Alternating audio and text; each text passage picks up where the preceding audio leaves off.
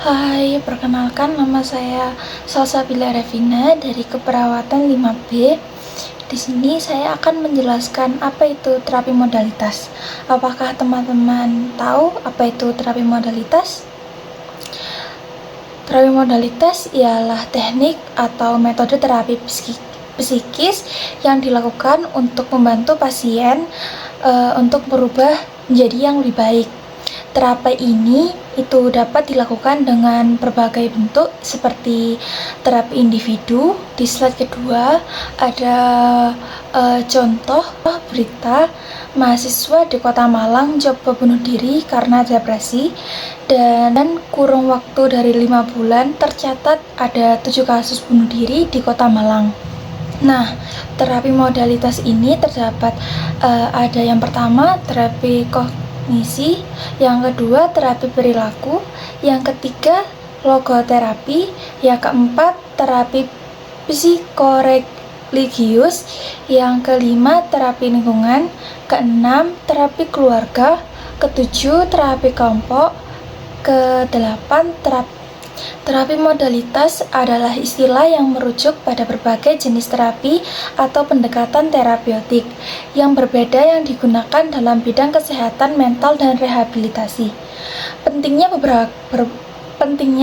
berbagai macam teknik terapi modalitas seperti yang saya sebutkan tadi ialah karena setiap individu memiliki pengalaman dan kebutuhan yang berbeda dalam menghadapi masalah kesehatan mental mereka. Jadi tadi ada seperti terapi keluarga, terapi lingkungan, dan yang lain sebagainya, itu untuk menangani pengalaman dan kebutuhan pasien. Yang setiap pasien yang baik, kita akan masuk ke terapi kognitif. Terapi kognitif adalah salah satu jenis psikoterapi yang bertujuan untuk mengidentifikasi dan mengubah pikiran-pikiran negatif menjadi pikiran yang lebih positif dan konstruktif. Terapi ini biasanya melibatkan proses mengenali pola pikir negatif dan merusak yang dapat berkontribusi pada rendahnya harga diri dan depresi yang berkepanjangan, dengan mengarahkan pasien untuk memodifikasi pemikiran-pemikiran negatif. Terapi kognitif ini bertujuan untuk menciptakan pola pikir yang lebih sehat dan meningkatkan kesejahteraan emosional. Lalu untuk tujuan terapi kognitif ini meliputi yang pertama, mengubah pikiran negatif menjadi positif, yaitu mengarahkan pasien untuk mengganti pola pikir negatif dengan pemikiran yang lebih positif dan konstruktif. Lalu yang kedua ialah mengetahui penyebab perasaan negatif yang dirasakan. Yang ini tuh membantu untuk pasien memahami akar atau penyebab dari perasaan negatif yang dialami sehingga mereka lebih mudah menghadapinya. Yang ketiga ialah membantu mengendalikan diri. Ini tuh membantu untuk mengendalikan diri, yaitu mengembangkan kemampuan pasien untuk mengelola reaksi emosional terhadap respon yang memicu stres atau pikiran negatif. Lalu yang keempat ialah pencegahan dan pertumbuhan pribadi, yaitu mendorong pasien untuk melakukan perubahan yang mendukung kesehatan mental jangka panjang dan perkembangan diri, sehingga dapat mencegah munculnya kembali pola pikir yang merusak. Indikasi untuk terapi kognitif ini mencakup berbagai masalah psikiatri. Yang pertama ada depresi. Terapi kognitif efektif dalam membantu mengatasi pola pikir negatif yang sering terkait terhadap depresi. Lalu yang kedua adalah gangguan kecemasan, yaitu meliputi gangguan panik dan kecemasan lainnya, di mana terapi kognitif dapat membantu mengurangi kecemasan berlebih dan ketakutan irasional. Yang ketiga adalah masalah pengendalian emosi, yaitu termasuk kesulitan dalam mengendalikan amarah, di mana terapi kognitif membantu individu dalam mengidentifikasi pemicu emosi dan meresponnya dengan cara yang lebih sehat. Yang keempat ialah penyalahgunaan zat, yaitu membantu individu yang mengalami ketergantungan obat dan alkohol dalam mengenali dan mengatasi pemikiran yang mendorong penggunaan zat terlarang. Yang kelima ialah HDR atau Hopeliness Deprivation Rating HDR dan RBD, yaitu terapi kognitif efektif dalam mengatasi perasaan ketidakberdayaan dan episode depresi yang sering berulang. Nah, yang keenam ialah gangguan makan, di mana terapi ini berperan dalam mengubah pola pikir dan persepsi yang mendasari perilaku makan yang tidak sehat. Lalu yang ketujuh, yang terakhir ialah terapi ini dapat juga bermanfaat bagi mereka yang mengalami gangguan kepribadian dan membantu mereka mengidentifikasi dan mengubah pola pikir yang merusak. Lalu prinsip pelaksanaan. Prinsip pelaksanaan ialah ada yang pertama mengidentifikasi distorsi kognitif, yaitu mengenali pola pikir yang salah atau kelainan bentuk pikir yang memengaruhi cara pandang klien terhadap dirinya atau orang lain dan situasi. Lalu yang kedua ialah mengajarkan klien untuk mengidentifikasi, mengevaluasi, dan merespon pikiran klien, yaitu memberikan pelatihan kepada klien untuk mengenali pikiran negatif atau kelainan bentuk pikir yang mereka miliki, mengevaluasi keabsahan pikiran tersebut dan meresponnya dengan cara yang lebih positif dan realistis. Yang ketiga ialah menekan kondisi realita pada klien, yaitu membantu klien untuk melihat situasi dengan lebih objektif, mendorong mereka untuk mempertimbangkan kondisi nyata dan realistis, dan menghadapi masalah atau ketakutan. Strategi pelaksanaannya yaitu sesi pertama bisa kita mengidentifikasi kejadian atau peristiwa dalam kehidupan. Sesi kedua bisa untuk mengidentifikasi pikiran otomatis negatif terhadap kejadian atau peristiwa dalam kehidupan. Untuk sesi ketiga ialah menggunakan tanggapan rasional terhadap pikiran otomatis negatif. Yang keempat, mengetahui manfaat menggunakan tanggapan rasional terhadap pikiran otomatis negatif. Lalu untuk sesi kelima ialah menggunakan sistem pendukung. Bisa kita membuat daftar tabel pikiran negatif, cara untuk aku melawan pikiran negatifku, dan catatan harianku. Lalu kita masuk ke terapi psikoreligius. Psikoreligius ialah terapi psikologis dengan menggunakan pendekatan agama. Religius ini dapat membantu untuk mencegah dan melindungi dari penyakit kejiwaan, lalu mengurangi penderitaan dan meningkatkan proses adaptasi dan penyembuhan. Lalu kita masuk ke terapi keluarga. Kenapa sih kita harus ada terapi keluarga? Karena keluarga merupakan sistem pendukung utama yang memberikan perawatan langsung pada setiap keadaan klien maupun sehat dan sakit. Terapi keluarga ini adalah terapi yang diberikan kepada keluarga yang memiliki masalah kesehatan. Tujuannya ialah untuk mencegah kekambuhan penyakit jiwa dan membantu klien dalam proses penyesuaian kembali setelah selesai program pengobatan. Lalu kita masuk ke tahapan terapi keluarga. Yang pertama ialah permulaan hubungan dan menjalin trust. Trust itu adalah kepercayaan. Lalu yang kedua ialah pengkajian dan perencanaan. Lalu yang ketiga kita bisa masuk ke implementasi dan tahap kerja. Lalu yang keempat ialah evaluasi dan terminasi. Lalu tujuan dari rencana pulang klien. Yang pertama ialah menyiapkan klien dengan keluarga secara fisik dan sosial serta psikologi. Lalu yang kedua ialah meningkatkan kemandirian klien dan keluarga. Lalu yang ketiga ialah menyelenggarakan rentang perawatan antara rumah sakit dan masyarakat. Lalu yang keempat ialah melaksanakan proses pulang dan yang bertahap. Lalu terapi individu. Terapi individu ini ialah terapi yang dilakukan dengan menjalin hubungan yang terstruktur antara perawat dengan klien untuk mengubah perilaku klien.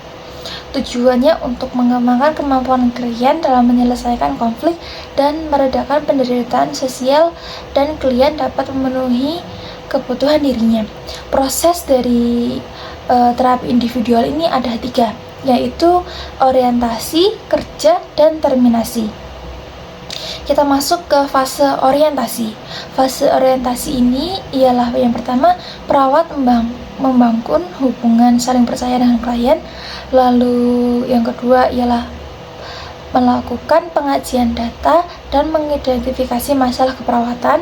Lalu perawat dan klien merumuskan tujuan dan menentukan aktivitas yang dilakukan sepanjang terapi. Lalu kita masuk ke fase kerja, yaitu klien dibantu untuk melakukan eksplorasi diri sendiri. Lalu perawat bisa memperhatikan data subjektif dan objektif dari klien. Lalu klien dibantu untuk mengembangkan pengetahuan tentang diri dan didorong dengan melakukan perubahan perilaku disfungsional. Lalu kita masuk ke fase terminasi, yaitu dilakukan setelah perawat dan klien menyepakati masalah keperawatan yang telah teratasi atau lebih mereda. Klien merasa lebih baik dan melaporkan peningkatan fungsi pribadi, sosial, atau pekerjaan. Lalu tujuan terapi individual telah tercapai. Indikasinya ialah masalah hubungan sosial, anger management, kesedihan maladaptif atau depresi, masalah komunikasi, kecemasan atau panik, perasaan putus asa, masalah gangguan tidur atau makan, berduka, dan penyalahgunaan obat. Lalu selanjutnya kita masuk ke terapi perilaku. Terapi perilaku adalah teknik terapi yang didasari pada prinsip-prinsip pengkondisian operan, yang dimana pasien diberikan token sebagai penghargaan atau perilaku yang diinginkan. Token ini kemudian dapat ditukarkan dengan hadiah atau hak istimewa lainnya. Pendekatan ini dirancang untuk membantu pasien dengan masalah kesehatan mental dan dalam membentuk dan mempertahankan perilaku positif. Tujuan terapi perilaku token ini ialah yang pertama, meningkatkan kemampuan yang dimiliki, yaitu mendorong pasien untuk memaksimalkan potensi dan keterampilan mereka. Yang kedua ialah meningkatkan kemampuan perawatan diri, yaitu membantu pasien untuk mengembangkan keterampilan dalam menjaga kesehatan dan kebersihan secara mandiri. Yang ketiga ialah meningkatkan kemampuan mengontrol perilaku kekerasan, yaitu mengajarkan teknik pengendalian diri untuk mengurangi perilaku agresif atau kekerasan. Yang keempat ialah meningkatkan kemampuan dalam interaksi sosial, yaitu mendorong pasien untuk membangun dan mempertahankan hubungan sosial yang positif. Indikasinya itu skizofrenia dengan masalah defisit perawatan diri, lalu perilaku kekerasan, lalu isolasi sosial, lalu halusinasi, lalu depresi dengan gejala HDR. Lalu yang untuk pelaksanaannya ialah terapi ini dilaksanakan dalam 4 sesi. Sesi pertama menggunakan kontrak melatih kemampuan klien ke-1, yaitu lalu sesi kedua ialah melatih kemampuan klien kedua, lalu sesi ketiga melatih kemampuan klien ketiga, lalu sesi keempat mengungkapkan manfaat dan hasil dari setiap latihan serta merencanakan tindak lanjut untuk pertemuan selanjutnya. Lalu kita masuk ke terapi kognitif dan perilaku. Terapi ini merupakan terapi gabungan dari berbagai intervensi yang dirancang untuk mengubah cara berpikir dan memahami situasi dan perilaku, sehingga mengurangi frekuensi reaksi negatif dan emosi yang mengganggu. CBT adalah salah satu bentuk terapi psikososial yang merubah pola pikir negatif menjadi positif, sehingga perilaku maladaptif yang timbul akibat pola pikir yang salah juga akan mengubah menjadi perilaku yang adaptif. Tujuannya yaitu untuk merubah pola pikir yang dari negatif menjadi positif, lalu merubah perilaku negatif yang timbul akibat pola pikir yang salah, dan melatih klien untuk memiliki kemampuan berespon secara adaptif. Indikasinya yaitu depresi, ansietas, panik, sosial fobia, bulimia, psikosis, marah, distrust HIV, masalah keluarga, kelainan fungsi seksual, dan kerusakan personality. Untuk sesi terapinya ialah yang pertama mengidentifikasi peristiwa yang tidak menyenangkan, lalu mengidentifikasi pikiran otomatis yang negatif, lalu mengidentifikasi perilaku negatif, lalu melawan pikiran negatif dan merubah perilaku negatif pertama. Yang kedua ialah melawan pikiran otomatis negatif kedua dan mengubah perilaku negatif kedua. Yang ketiga ialah memanfaatkan sistem pendukung. Yang keempat mengevaluasi manfaat melawan pikiran otomatis negatif dan merubah perilaku negatif. Yang terakhir ialah sesi argumentasi, yaitu daftar peristiwa yang tidak menyenangkan, daftar pikiran otomatis negatif yang muncul, lalu daftar perilaku negatif dan cara melawan pikiran negatif. Lalu kita masuk ke logoterapi. Logoterapi ini yaitu masuk psikoterapi yang dikembangkan oleh Viktor Frankl. Menurut Bas Taman 2007, logoterapi ini berasal dari bahasa Yunani yaitu logos yang berarti makna, dan juga rohani yaitu spiritual, sedangkan terapi adalah penyembuhan atau pengobatan. Logoterapi ini berfokus pada pencarian makna dalam kehidupan sebagai faktor sentral dalam kesejahteraan manusia.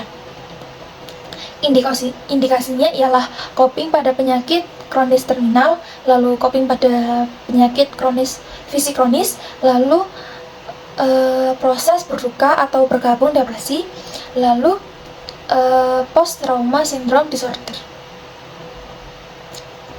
Tujuan dari terapi ini ialah untuk membangkitkan kemauan untuk bermakna dalam diri individu, membantu menemukan makna hidupnya saat mengalami kesukaran, menggunakan kejanggalan dan penderitaan sehari sebagai alat untuk menemukan tujuan hidupnya. Untuk teknik dari logoterapi ialah yang pertama, meruntuhkan penderitaan, yaitu mengingat kembali suatu penderitaan, bagaimanakah perasaannya sekarang atas pengalaman itu, dan pelajaran apa yang dapat kita peroleh dari pelajaran itu. Yang kedua ialah membandingkan penderitaan, yaitu menghubungkan kenalan yang pernah mengalami penderitaan yang sama dan telah berhasil mengatasinya, lalu menanyakan pelajaran dan hikmah apa yang diperoleh dan membandingkan dengan keadaan sekarang. Lalu kita masuk ke terapi lingkungan. Terapi lingkungan ini ialah jenis terapi yang dilakukan secara berkelompok. Modifikasi lingkungan ini bertujuan untuk meningkatkan pengalaman kehidupan yang lebih positif dan atraktif. Indikasi penyalahgunaan obat, regimen terapi. Indikasinya ialah penyalahgunaan obat, regimen terapeutik, dan gangguan jiwa lain. Jenis terapi. Prinsip dasar dari terapi lingkungan ini ialah memfasilitasi klien dalam berhubungan dengan kelompok, lingkungan sosial, dan masyarakat di sekitarnya.